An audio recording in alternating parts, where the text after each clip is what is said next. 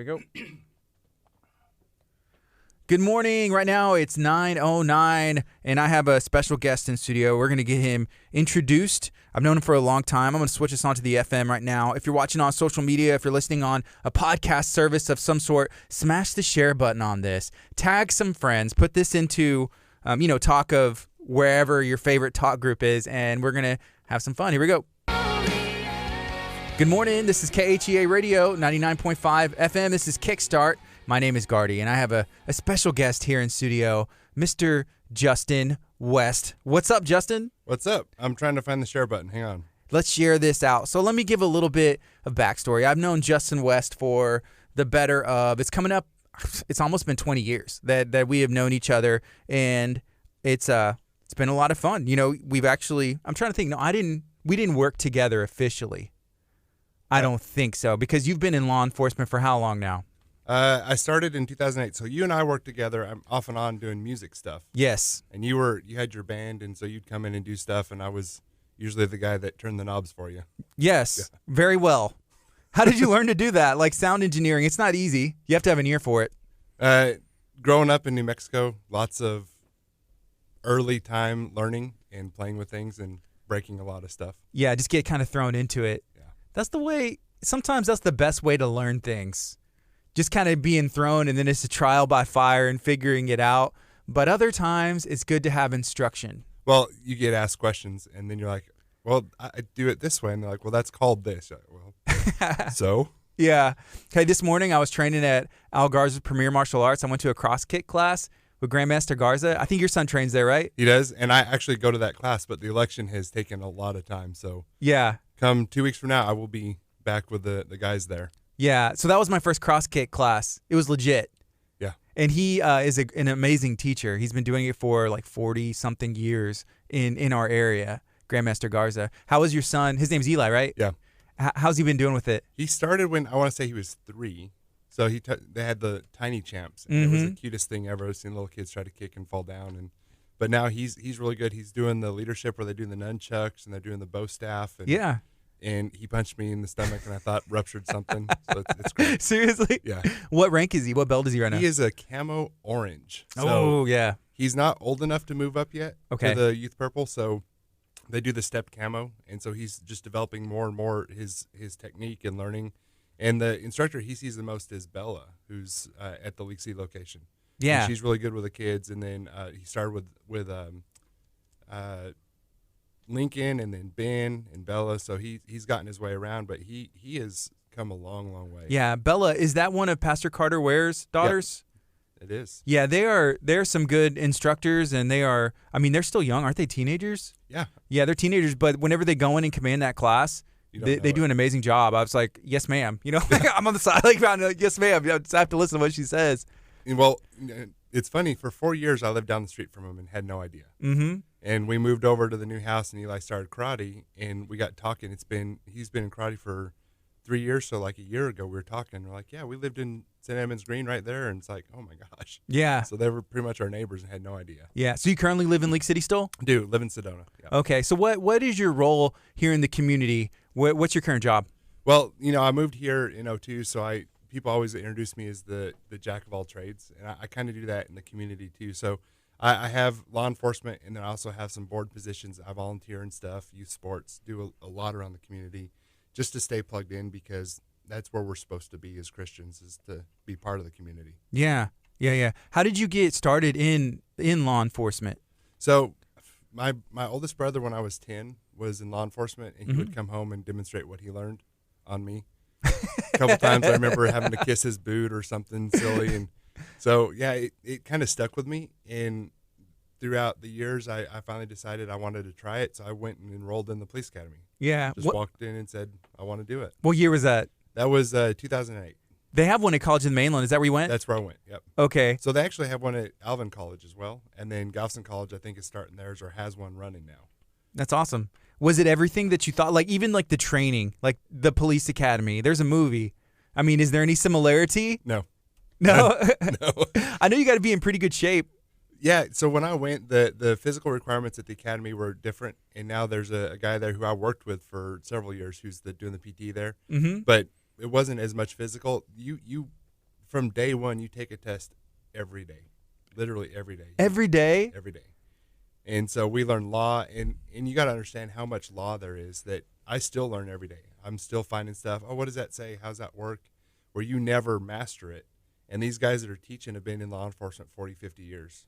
One of the guys was a retired GPD, GCSO officer. His name is Mr. Williamson, and he would come in and he would rattle the law off, and he, all right, get out your pens. We're taking a test. Yeah. And just like, dude, I just can't keep up. What? Yeah, the tricky thing is the law changes. Yep. You know, the law is always changing and evolving as we as people, change and culturally and just everything changes. So you constantly have to be learning and kind of just going with it, I guess. Furthering education, yeah. Yeah, every 2-year cycle, the legislature meets, they pass new laws, they amend laws that are there, and then we take what's called a legislative update, which is just a small piece of that change. But then we do continuing education. We're required to have 40 hours every 2 years. We're required to have specific classes every cycle. Mm-hmm. So all that requirement of law, and that just scratches the surface. And if you don't go beyond that, you're going to stagnate. You're going to stay kind of out of where you should be and not growing as much as you should with what you need to know. Yeah, we had Texas State Representative Mays Middleton in studio the other day. I saw you shared that stream out. Thank you for that. I appreciate all the shares. If you're watching right now on social media, smash the share button. And if you have any questions, feel free to ask. Here's a comment. This from Sean Stone. He said, "Hey, Justin, good morning. Thanks for doing what you do. Stone Cold Meats appreciates you, boss." Man, Stone Cold has the best meat. Yeah. Have you ever had Wagyu? So, yes, at like a restaurant where it's on the menu and I can't pronounce that, so it must be good. I pronounce it wrong. I like saying Wagyu. They do Wagyu there, and all their trimmings they turn into other stuff, so they sell Wagyu burgers. Ah, yeah. It's unbelievable. Seriously. But they have a thing called the Stone Cold Burger that I've gotten several times. I never let Holly have any. I cook it. I put it away, and that was my lunches. Yeah. And finally, this last time we went and we cooked it for everyone. We made little sliders with it. And they're like, "Oh my god, it's so good." Legit. I was like, "Yeah." Holly's your wife, right? Holly's my wife. How long have y'all been married? We've been married since 2009. So what was that, 24 years? I know. I was like trying to do my math. I was like, I'm not the best at math, but man, so okay, 2009. So we'll be 11 years this year. Yeah. So you started the police academy in 2008. So she's only known you in this role as being in law enforcement. You ask funny questions. Well, we met at a crack house. What? So I tell the story, like when we first got married, we went back home and they knew the story. And so the pastor said, "Hey, get up and tell us how y'all met." Yes. Exactly like you told. I was like, yes. Right. So my very first night on duty, like literally, I sworn in on Tuesday, started Friday. Okay. I walk in. It was, the causeway's under construction and there's all kinds of stuff going on down in that area. So we go to eat dinner and we get called for a guy floating in the bay on a cooler, an ice vest. It's like, no, we don't have a boat, so we couldn't do that. Yeah. Car wreck, all this stuff going on. And then we get called to another call where there was something going on in the house, and she was one of the medical responders that came. Okay. And so I'm brand new. And, the academy teaches you theory, but you learn a lot more in training. So I'm like, I'm going to go outside because it's hard to find the place. I'll show the ambulance where to go. Well, she was the one who was one of the first responders for medical. And I was like, let me help you carry that big, heavy stair chair. Yeah. And so we finished up there, got that person to the hospital. Everything was good. And then we ended up having to arrest someone. And the person we arrested, when we got to our office to do all the paperwork, started having an issue. So she came back out. So that was our first, and it was Hurricane Ike that brought us closer together. Okay. So at that first moment, were you thinking like, wow, she's pretty? Yeah. Or, this job is going to be okay. Is that kind of what went through your mind there? Yeah, maybe. I don't remember. I just remember when we're sitting in the office, I was in one corner of the room and she was in the other corner of the room doing the medical stuff, and I'm just kind of out of the way and could see the glances. I did notice. Yeah, because you're a large man. Are you 6'8"? 6'8". 6'8". Your wife Holly, she's awesome. She's not 6'8". She's 5'2"-ish. She's 5'2". Maybe. Yeah, and your son Eli, he looks like he's going to be tall. He's tall for his age. He's already over 4 feet tall. Yeah. I don't know how tall exactly, but yeah. And she makes jokes where she's like, he's like, "Mommy, hold me," and she's like, "Yeah, I'll hold you now because it ain't gonna last much longer." Yeah. How much time do you have? So 2008 Police Academy, 2009 you meet your wife. Well, your 2008 future we wife. still met. Okay. So it was Hurricane Ike, and so it's a funny thing. Everyone evacuated. I ended up spending the night during the hurricane at Santa Fe High School, and then we were back working. Mm-hmm. So my house was across here in Delaney Cove, and I had all the metal up, and so I had all the windows open. My house was super comfortable. I was working with a church still, and so I had a generator running, so I was working on doing a website update because we had a lot of damage here. So I'm working in one night, and I go and talk to her brother who's on the fire department. I say, hey, how's your family doing? Because they had gone out of town to another place to stay. And he finally, after I asked a couple times, was like, you know what, just here's her number. Leave me alone. It was funny. So I texted her. We're texting, and I was like, yeah, well, I have internet. And so, like, I won her over by saying I had internet. Yeah, I got internet. Yeah. Because not many people did. This is No. 09. This was 08. 08 Ike, Hurricane Ike. Yeah. Can you share more? Because as being in law enforcement, you mentioned, hey, we slept. You sleep where you sleep, but you're like on duty, especially whenever things happen. It's your time to work. How do you that's not something you really can learn in the police academy, or is it? I grew up in a small town, so I learned a lot about how to just deal with what you had thrown at, like going on sports trips, you sleep on the bus, on the floor, under the seats, across the top seats, wherever you can. But like we stayed at the Santa Fe High School, and our group was in one of the science labs, so we had those hard stone tabletops. That was our beds. And so, of course, to kind of help time pass as the tropical storm hit, we were outside, lined up 50 officers lined up into the wind, seeing who would stay up the longest and stuff like that. So you don't learn that. It's just stuff you pick up and trying to cope. And then being on duty down there, we had two officers in a tent that would stay on the island full time. So I was able to come home periodically, but we'd be out there 18, 20 hours a day because Tiki Island, we had a lot of boat traffic, people coming in, stealing out of the houses and stuff. So we couldn't just go take a break. We were always running. Yeah. So wow, you do adapt, and a lot of people get into it for the purpose of having that kind of interaction. Mm-hmm. So you got it. You chose the life of law enforcement. Currently, you work for the Galveston County Constable's Office, Precinct 1. Correct. Is that right? That's correct. How long have you been in that department? I've been there for next month will be 6 years. It'll make 6 years for me there. Yeah. So and in Precinct 1, so the way the county's broken up, it used to be 8 precincts. So that was back 7 years ago, and they combined a bunch. So there's 4 now, and Precinct 1 goes from KHEA to Texas City, and then goes in like Clear Lake Shores, a little bit of League City, and Dickinson. Yeah. Was that a good decision? I mean, to go from 8 to 4? Does that make sense? It is financially for the county, because every time you have another agency, you have more overhead. And if you can combine that overhead down and you can have more effective reach out in the community with more deputies, that does make a difference. So okay. The Commissioner's Court did a study before that. Being able to make that change, there were a lot of moving parts to get through there, and it took a couple years to get all of the change in place. And now we're starting to see a lot of benefit from that. Okay, what area is Precinct 1? So Precinct 1, again, is KHEA to Texas City, a little bit. In 270 in League City is essentially the border between 1 and 4. Mm-hmm. And then Precinct 4 is going from 270, a little bit of Dickinson on the east side of the freeway, and then everything to Friendswood on the west side of the county. Yeah. There's always a lot of construction going on in our area, specifically 146 and KHEA, is going through an upgrade and a haul. What does that do for your job? So the constable's office is unique. You have city police and you have the sheriff, and their task is law enforcement. That's what they do. Mm-hmm. The constable's office in Galveston County, we're tasked with civil process. We work in the JP courts more. But Precinct 1 is unique because compared to Precinct 4, is it has an incorporated area. So the sheriff's office runs law enforcement. We'll be able to help them with some of those calls. But any city that has issues like KHEA, for example, they get more accidents now because of that traffic change. So we're able to go up there and help them when we're available, do their traffic control for that. It does cut into the day a little bit, but like the weekend patrols that we run for the reserve program, their goal is to go out and be in front of businesses, to be part of the community, to go help where there needs to be help. And then if there is that kind of stuff on the weekends, we're actually able to supplement those agencies. Yeah, there's always some really cool events going on and some a lot of traffic going in. Is it easy to work together? Different law agencies. Is it always a seamless transition? It depends. Mm-hmm. So if you look at, there's a history in Galveston County where the city police and the constable's offices have had some issues due to training, where they don't know if you're trained well enough to handle what's going on. Right. And so being able to bridge that, if we can get our agencies to train together, and of course it costs money, right? But once you get them trained together, they're going to be able to work better together more comfortably, because those guys in that agency, like if you look at KHEA where we're at right now, they work together, they train together, they see each other every day, all the time. They trust each other.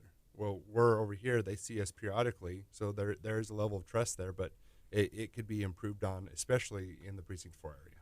What kind of, I guess, like trends or how have you seen Galveston County since you've been here, living in this area? How have you seen it trending, especially since you've been working in law enforcement as well? Trending like the growth or what we're doing? Yeah, just like growth or, potential here, even meeting people and stuff. Like, I guess, what kind of things do you run into or see, or what do you see for the future? Well, in 08, there was a lot of population growth in Galveston and the south end of the county. Hurricane Ike shifted that. So League City is growing, Friendswood is growing, Dickinson is growing. So all these areas north are now starting to grow a lot bigger. So we're seeing a little bit of shift of the population north. But Galveston now, after 10 years have passed, they're starting to recover pretty well. They have developments going on. They're adding businesses. They're adding residential areas. So we're seeing a population growth. And, of course, Texas is growing extremely fast. Yeah. So they say people are moving every single day. There's a couple hundred or thousand. I don't know. It's a huge number of people coming to Texas every day. From California, specifically. That's why, you see all the memes and stuff. And it's, just everybody coming. But, hey, that's the cool thing about Texans most of the time. Hey, you're pretty welcome here. Just, honor and respect our Whataburger, our tacos, and God bless the Astros, and you're okay. You'll fit in just fine. Well, you see they brought over their burger joint, too. I did. I seen that. And most people have been welcoming, hey, to at least try it, but don't say that you're better than what we have already. Yeah, Whataburger's pretty legit. Yeah, it is. The only, I have a complaint that, not my personal complaint, that I've heard from somebody from out of state, and they said it's just too big. That's the complaint that I had, and I thought it was hilarious. Whataburger's too big? Yeah, because they said by the time they finish the burger, it's cold because it takes them too long to finish it. That was the complaint. I was the youngest of 6 kids. It doesn't take me that long to finish a burger. Oh, man. So right now it is 9:26. This is KHEAradio.com, 99.5 FM. This is Kickstart. I'm Gardy. I'm hanging out with Mr. Justin West. He's currently, at the office of the Galveston County Constable, Precinct 1. You also volunteer in multiple different areas. Last year, I ran into you at the table of the Powells, Travis and Jamie Powell. Can you share, I guess, what was that event? I think it's coming up again sometime soon. Yeah, that was the Lighthouse Ministries Gala. And is it coming up or is it already happened? I don't know, but it was awesome. Yeah. The one I was able to, the dancing and stuff. But they work out in Bay Cliff. Well, the Lighthouse Ministries does. And, the Powells actually own the Chick-fil-A there in South Shore. Yeah. So, but the Lighthouse Ministries in Bay Cliff is a really good ministry. They offer medical care. They offer haircuts, education to underserved areas. And so they're a nonprofit that goes into the community and does what we're charged to do. Go in, reach people, touch people, help people. Yeah. And if you follow their Facebook page, you'll see every day, hey, we have haircuts. Hey, we have a vision person in. So it's really good. Yeah, and then you also do some stuff with the League City Lions, is that right? Right, and so that actually ties back in. So the League City Lions, every one of these nonprofit clubs has a focus, and League City Lions or the Lions Club, the Rotary Club, the Pilot Club, they all have something that they're targeting, which is really good because they can provide the Pilot Club. Actually, I found out about a couple weeks ago. They invited me to speak, and they do brain injury. That's their goal. So helmets and the people who've got an injury, walkers and wheelchairs, and they help those people. Lions Club in Texas, we have a place called the Texas Lions Camp. So the Music Fest, the proceeds from that, we donate to the Lions Camp to help. It's for diabetes or people with developmental disabilities, things where you can't go to a summer camp because you could get hurt, there's not medical care, things like that. And we actually do vision screenings. So we go into the schools, we have that. And that's one of the things that Lighthouse had on their page last week, the week before, is the Bayshore Lions were in there doing their vision screenings for them. So you can say, your vision is this, you need to go see a doctor, or you can take this and get reading glasses, this is what you need. Yeah, I think it's Mullane, I'm sorry. Mullane, she's going to be coming in, I think in the first week of May, because the Bayshore Lions are doing an event. It's a circus or something. And so I talked to her, and she asked, I was like, yeah, absolutely, come in. Let's talk about the circus. So I think that's really cool because there's these events that, I mean, it's kind of like out of the ordinary, like a circus or like a music festival. It used to be I've learned a little bit about the history of League City Music Fest, and it used to be something small, but now it's something much, much larger. The Village Fair is what it used to be called. Yeah, the Village Fair. What did you think about last year's Music Fest? It was that's my first one. So I started in the Lions Club a year and a half ago. Mm-hmm. Or a year ago? Oh, year and a half ago. So Time flies. Yeah. When you're having fun. So, but that was the first one I went to as someone who's working it. Now I've been in the past, but we took Eli. He rode some of the rides. We ate food. Barbecue smells everywhere. But this year I'm on the team that's running the cook-off portion of it. So, yeah, it's an endeavor. It is. There's a lot of work going into it. Have you ever been involved in a cook-off before at this level? Last year I helped hand out packets and make sure people knew where their spots were. Yeah, there's a lot that goes into it, more than you would ever think. Like, just looking on the outside, it's like, yeah, eat some barbecue, and who's the best? You win. Yeah. There's a lot. And there's a committee that's running it, so it's not just me. There's a whole group of people that are responsible to make it happen. Yeah. And it is sanctioned by the International Barbecue Cook-Off Association. It's a big deal. Yeah. So people go to this. There's a series of them throughout the year that people go to get their ranking. It's like people who golf. You have your rank with all the people you play your tournaments. It's the same thing. Yeah. So we did a Talk of Taco cook-off, in October of last year, but we had Chris Delisandri with United Way, Galveston County Mainland, to help us, and he is a former champion and has the trophies and been involved in cook-offs since longer than I've been alive. And he's a great gentleman that does a lot for the community. So he helped us with the rules, and we're like, we have to consider what? There's so much that goes into it. And then to have that ranking at the League City Music Fest, where this is a big deal. You have to compete in this one if you want that, to win the whole shebang. Yeah. And it's cool. So you guys have an International Taco Cook-Off Association. We're trying to start it. Okay. We're going to have to start our own because there isn't one. So we may have to, that's what we were saying. Like, this is the world's taco cook-off, because there's been taco competitions, taco festivals, but a cook-off, because we're operating by barbecue cook-off rules, the way, because that's the way Chris, knows how to do it and runs it and does it well. So that's what we were doing. Everybody, we asked people who do cook-off teams, are like, I've never heard of one. These are people like Arnold Garza with Texas Pissed Out Barbecue, been doing cook-offs, since the 80s. He's like, no, I've never seen anything like it. So, it's been fun. But League City Music Festival, last year I had the opportunity to broadcast the show in the morning from there. A couple of my favorite things was the Mechanical Bull. There was free Whataburger. And then, we went on the day whenever they had the kids come out for free, and they were just able to ride everything. Yeah. So that was awesome. So that's happening again this year. Mm-hmm. So Friday morning on the 1st is the Kids Day. And again, it's free. And there's a poster that's out now that's got all the details of the schedule, and it shows Kids Day on there because we want to really push that. The kids, they come from schools. The schools will bring them in. And there's some of them that come in that they are disabled. They have to have help getting on off the rides. And it's just something that they can do without the crowds, without the rush, without having to go somewhere and pay. They get to come in and enjoy themselves. Yeah. Do you have any insight on the music artists, the people that are going to be performing? Yeah, it's published. Yeah, I know it's Nick in the Groove, and I know that they had karaoke last year because we were talking about it previously. So we have karaoke again this year. Oh, yeah. Are you singing? Do you have a song like your karaoke go-to? I do not. I am the sound man. There's a reason I stay in the back, and you're familiar how many times I would get called, where's Justin? Something's broken. Yeah. And, of course, I'm pulling up Facebook, and it is Is it not working? Connection lost. But no, you just need to use the Wi-Fi. This is the same password that you set up 20 years ago. So. No way. There's no way.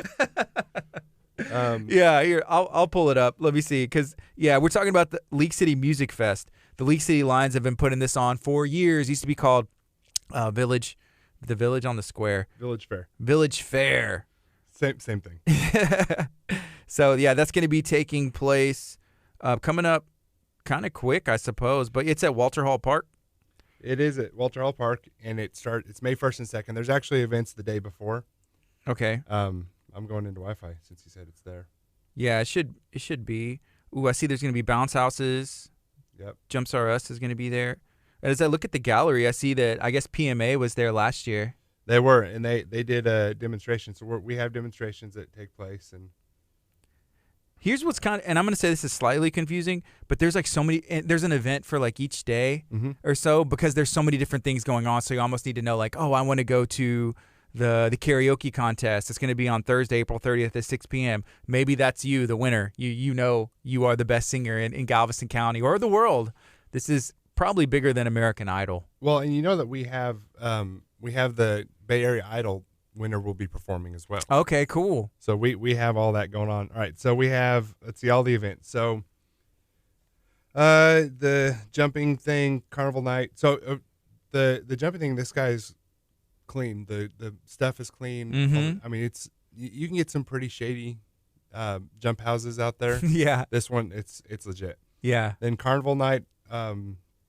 Then let's see, we got karaoke, like you said, and then Below Skies is performing on the 1st. Bay Area Idol winner Steven Alexander's on the 1st. The cook-off, of course, is the 1st and 2nd. Then Rodell Duff, Big Jordan Bend, Nick and the Groove, Bag of Donuts. I mean, there's a ton of music. And Kevin Fowler and Roger Krager. Yeah. That's Texas country. I got to see Kevin Fowler at Lamarck Bayou Fest. And he was at the so, Lighthouse Christian Ministries in Bay Cliff. Mm-hmm. And then, the Lighthouse Charity Cook-Off team. Yes. They do a big deal. And Kevin Fowler and Roger Krieger were there for that. And I walk in and, I'm working the event. And so we volunteer to help them with that event. Because you don't go to a charity and say it's going to cost you thousands of dollars for security. We're going to come help you out. But they walk in the door. I was like, I'm going to see you guys again in a month. For 2 months. It's pretty cool. Yeah, that is cool. So it's going to be a good time. It's coming up quick, so make your plans. League City Music Fest at Walter Hall Park right there on Highway 3. It's going to be fun. I had the opportunity to go last year. So we talked about League City Lions, and I know there's another organization that you are involved with as well. What's that called? It's called BCODA. So BCODA stands for Bay Area Council on Drugs and Alcohol. And something that we have an issue with here in our schools, our kids, is getting addicted to things. Mm-hmm. There's good addictions, there's bad addictions. We all know that. So, but and I'm going to read the mission statement. Okay. We believe in community, family, friends, service. Most importantly, we believe in you and the positive change our education can help you in your life and you care about. So I actually asked the CEO to send me a list of things to talk about on that, and she did. And so we're very active in schools around the area. Not as active in Clear Creek because they already have a program that they're doing. But something that we launched, or that BCODA launched recently, is called a detour program. So when someone gets caught with something, there's a detour program rather than you getting hemmed up and now you've got this issue. It's like, why are you doing that? What is the reason for that? And so being able to get through that. But there's a thing called Youth Works prevention programs where we keep them from getting addicted to things. There's 5 state-funded coalitions: Galveston, Brazoria, Matagorda, Southeast Harris, and Pasadena. 2 federal coalitions in Pasadena and LaPorte. So, I mean, it's a big program. And then every first Friday, and there's a bunch of stuff we do, counseling and things like that. And then every first Friday, there's a public event that you can attend called the First Friday Workshop. The one last week was, it's called, I've got the paperwork in my car, and I just blanked out on it. The dangers of drinking in teenagers and what drinking causes. And a lot of times, people will drink wine or drink a beer or whatever.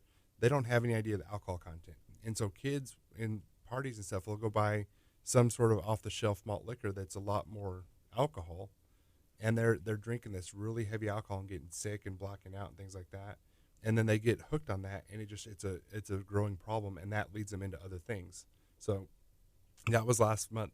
We're coming up in May is our first inaugural workshop.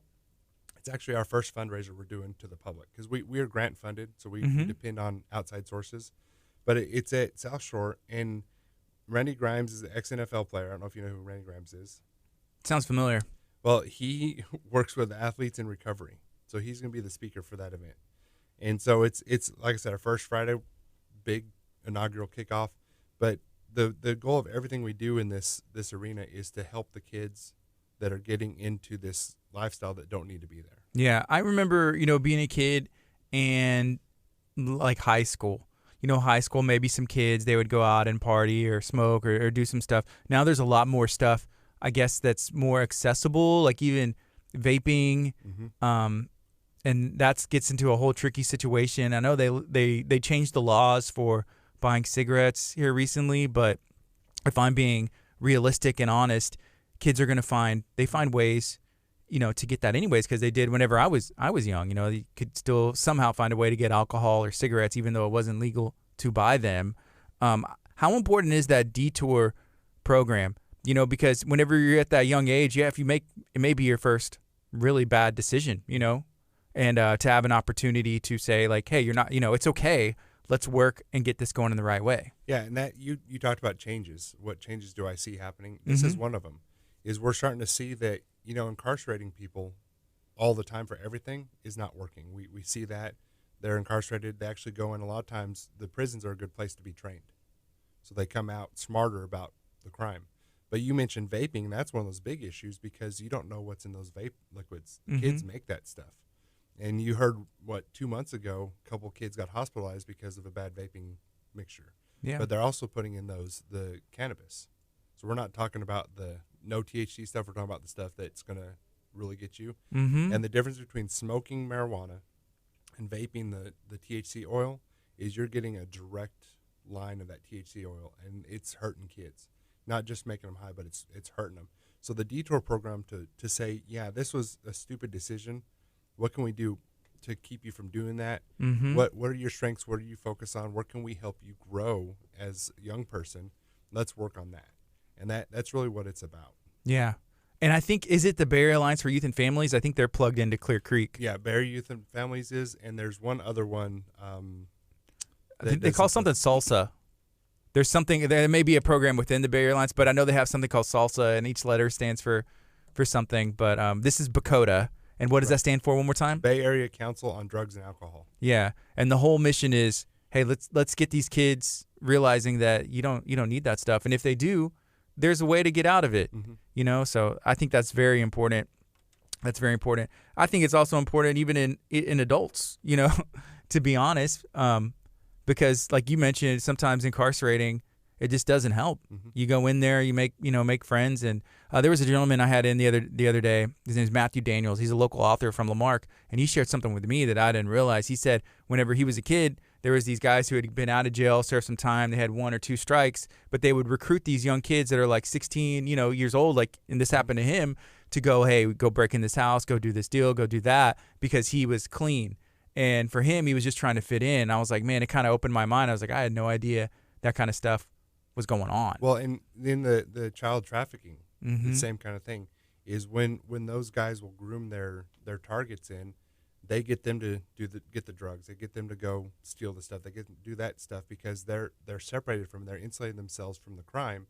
So that person then gets arrested in the crime, and now they're one more step into it, saying, yeah, your family won't love you because of what you've done. Yeah. And so all these diversion programs are really, really important for that. So what can we do as a citizen? So I'm not in law enforcement, and there's the majority of the people that are going to hear this interview or listening right now, they're not in law enforcement. Is educating yourself, like what can you do as a normal citizen to help in these situations? Well, we've been increasing the public's education. We do seminars. I do lunch and learns for different aspects of shooters and trafficking and things like that. So if you see that coming up, get enrolled in it. It may take you an hour or two, but you learn. And once you've gone through that, the other thing, Galveston County has started now they have a veterans court. So veterans who get involved in crimes, a lot of times those are related to the PTSD. So getting them through a veterans court that doesn't put a mark on their record, get them treated and get them back out functioning. We now have a court for mental health. So if there's a mental health issue that someone has, I saw that just launched. So talking to your legislators and getting funding for these alternative treatment options, that's a big deal.